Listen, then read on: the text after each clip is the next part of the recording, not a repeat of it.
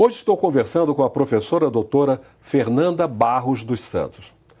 No final do bloco anterior, eu me referi aos aparelhos ideológicos do Estado, a família, a escola, os meios de comunicação, segundo o filósofo Luiz Althusser, que isso é que fazia a cabeça da sociedade, para dizermos assim. Você concorda? Concordo. É necessário, sobretudo a Lei 10.639, a respeito do estudo da história africana, é necessário, sobretudo na escola, a inserção da cultura africana e da cultura da população indígena, também da cultura indígena, para quê? Para que a criança ela comece a ter espelhos quanto à sua autoimagem, quanto à construção da sua identidade negra, né? Então, quando a gente pensa na escola, na família e na igreja, nessas primeiras instituições, nas primeiras instituições de socialização, né, que a gente chama de instituições primárias, elas têm o poder de criar nos corpos, de adestrar os corpos a respeito do seu papel, o seu posicionamento na sociedade. Então, quando você começa nesse microcosmos, construir a imagem da criança em relação à sua negritude e com um reforço positivo, ou seja, os heróis, né, da história, né, Zumbi dos Palmares, Dandara de Aquatune, entre outros, você traz a imagem de uma autoestima a essa criança e você cria um grupo também muito mais coeso e próximo não só aos aspectos da identidade, mas em relação à sua cidadania, né? E, porventura, a escola, sobretudo, que recebe a maior parte das classes populares, você consegue não só com que essa criança tenha um fortalecimento quanto à sua identidade, mas quando se pensa na própria família, essa ideia de pertencimento, essa ideia de uma população que tem direitos, né, e são direitos substanciais, elas começam a ser construídas. E aí, esses adultos mais conscientes a respeito do seu papel dentro dessa sociedade começam a promover e a requisitar políticas públicas ou leis que sejam referentes ao grupo, leis específicas e particulares. Então, é todo um processo que precisa ser trabalhado, sobretudo no campo escolar, ou seja, uma pedagogia de valorização dos grupos subalternizados. E a mídia, por sua vez, ela serve esses propósitos dentro de uma ambiguidade, né, sobretudo para as ferramentas que o racismo ele coloca, né, pelas formas com que ele se coloca. Muitas vezes a mídia ela ratifica esses conceitos negativos, pejorativos em relação ao corpo negro, tanto do homem quanto da mulher. Então, esses adultos mais saudáveis e conscientes da sua identidade, eles começam a promover mudanças no campo midiático também, ou no mínimo promover agendas, discutir agendas no campo cultural e no campo político com essa mídia, né, que começa a também se autodefinir e refletir quanto ao seu papel, né? Ou seja, não é qualquer novela que nós assistimos na atualidade, não é qualquer coisa que pode ser dita e vai passar a largo, né? Então, essa população mais consciente quanto à sua raça e o significado dessa identidade política é que vai fazer com que essa sociedade, nessas suas formas primárias, sejam revistas, né, e reformuladas. Então, o ponto a perspectiva ideológica, a formação da consciência é fundamental para a desconstrução do racismo nesse país. Não só da população negra, mas também quando se pensa a população branca, né? Esse exotismo, essa relação de alteridade, ela precisa ser concebida. E essa concepção só se dá a partir de um nível pedagógico, a partir de uma formulação não só da mídia, mas quando você trabalha ali na base. E a educação racial, ela é de devera importância no campo brasileiro. Porque você falou uma coisa importante no final, porque esse tipo de informação que tem esse impacto tão grande sobre uma autoestima positiva da população negra, também é importante para a população branca, para que ela tenha consciência da sociedade em que vive. Sim. E que ela valorize. Né? Há pouco tempo atrás eu estava vendo um texto, um box dentro de uma revista, que falava que o homem mais rico da história, segundo avaliam cientistas dessa área, foi Mansa Musa, imperador do Mali, cuja fortuna hoje atualizada daria em mais de 500 bilhões de dólares. Quer dizer, esse tipo de informação desmonta aquela visão de que os negros são inferiores e que são... Essa força das teorias racialistas, né, que a gente, enquanto acadêmica, a gente estuda, né, as teorias racialistas, né, raças inferiores e raças superiores, essa força que essas leituras encontram na atualidade é justamente pelo campo cultural. As pessoas não têm noção dessas leituras, mas elas objetificam e elas ressignificam essas leituras de uma forma prática, de uma forma experimental, alimentada sem uma reflexão, né? Então, é importantíssimo trazer para o campo da história e trazer para público, né? Trazer à luz todos esses aspectos, né? A respeito da negritude, a respeito do passado da escravidão e, sobretudo, os heróis da resistência, né?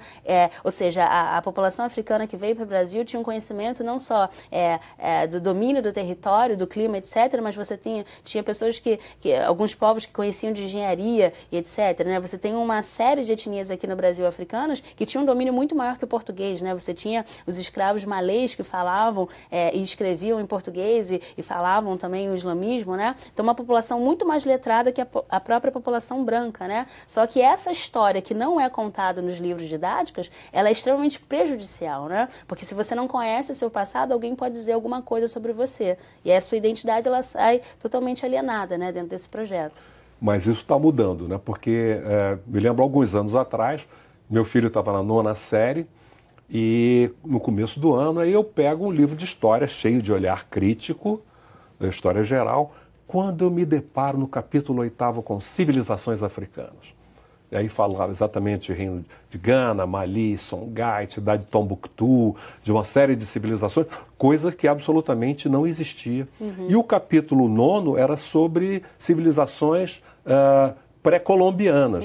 A gente estudava um pouco lá no passado sobre astecas, mas não de uma forma sistemática como agora. Sim. Tem alguma coisa mudando. Sim, a gente observa que alguns governos, né, sobretudo o governo Lula, né, deu um passo progressista nesse sentido, né, com a introdução, mas esse passo progressista ele se dá sobretudo pela agenda da militância negra, né, a construção de uma secretaria CEPIR específica para a população negra. Então você tem uma agenda do movimento negro que ela é colocada para o Estado e em algum momento há uma ideia de participação desses indivíduos, dessas militâncias dentro dos quadros estatais, e você tem a possibilidade de nascimento de uma lei específica como essa, né, que introduz a história africana nos livros didáticos. É um grande ganho de toda forma, né? Mas é necessário que a gente consiga fazer com que outras medidas, né, nasçam dentro desse projeto, né, de emancipação da população negra. Por exemplo? A gente pode pensar não só as políticas afirmativas na educação superior, mas no mercado de trabalho.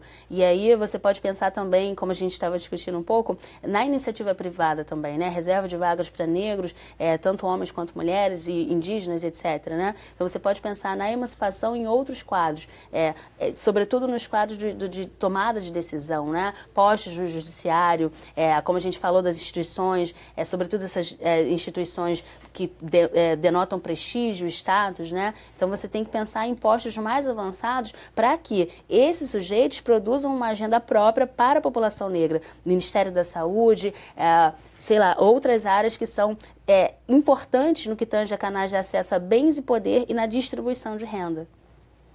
A gente tem visto alguma mudança nos últimos anos, especialmente do ponto de vista da mídia, né? Então, como eu digo, a gente abre os jornais diariamente e vê matérias a respeito da questão racial, entrevistas, matérias de moda, capas, às vezes, de suplementos e de revistas de moda.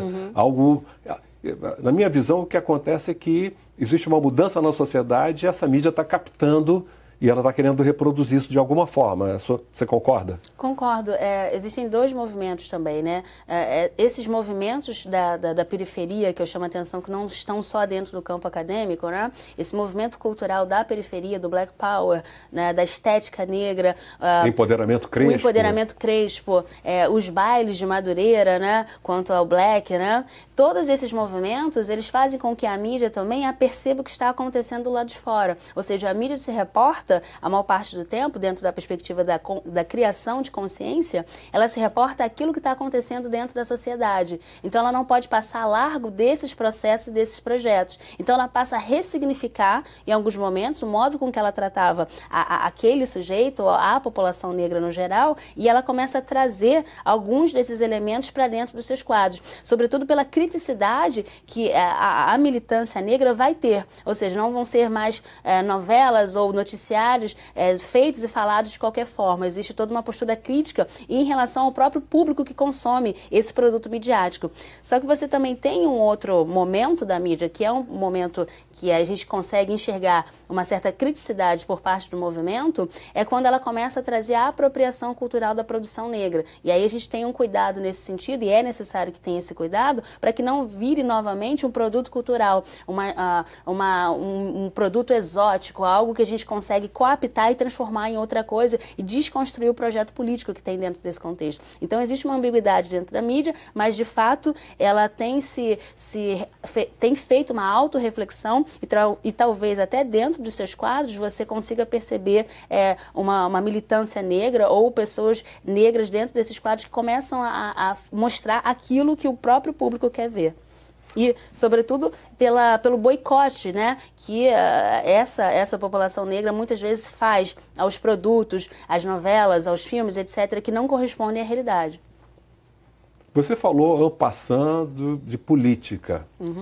Uma área na qual a gente se vê absolutamente subrepresentado é exatamente na área da política. Né? O número de parlamentares negros, sem falar que a gente imagina uma cidade como Salvador jamais elegeu um prefeito negro. O único prefeito negro de Salvador foi nomeado pela ditadura militar. Como é que você vê isso? É extremamente contraditório, né? Existe um funil e uma inversão total, né? A população negra no Brasil cresce, né? Dentro dos dados de IBGE, cada dia mais, né? A população preta e parda, ela cresce, mas essa representação nos quadros políticos ela é completamente inversa, né? Então, quando você observa o cenário político e o jogo político, as formas com que se faz a entrada no processo político, é necessário que essa população negra obtenha alguns capitais, né? Ou seja, existe uma hereditariedade das famílias dentro dos quadros políticos, né? A gente tem inúmeros exemplos nesse sentido, né? A família Magalhães, Sarney, etc. Collor e etc. Então, essa reprodução das elites, e essa elite é branca, né? As classes dominantes no Brasil são, né, em sua maioria, branca, né? A gente tem um percentual muito pequeno de uma população negra quando a gente pensa numa elite ou numa classe média, né? Se assim se pode dizer. Mas é necessário que a população negra obtenha esses capitais necessários, ou seja, o capital social, o capital econômico, toda essa rede de capitais, todo o conjunto desses capitais vai fazer com que a gente consiga criar essa mobilidade da população negra nos quadros políticos. Só que essa base é extremamente fragilizada e fragmentada, ela impede com que essa população negra construa esses capitais, que ela adquira esses capitais. E se você observar os estudos, sobretudo do Hasenbaum, ele fala que a população negra tem uma dificuldade muito grande para ascender socialmente e as suas próximas gerações têm uma facilidade muito grande para perder esses capitais adquiridos, tanto o cultural quanto o econômico. Então, o próprio sistema democrático representativo, ele permite a entrada de alguns sujeitos, mas ele cria uma peneira, né? Você tem, de fato, no Brasil é uma aristocracia, né? O governo dos melhores, mas o governo de poucos, né? E a reprodução das elites em si. E aí dificulta ainda mais quando a gente traz o viés da cor, né? O viés da raça.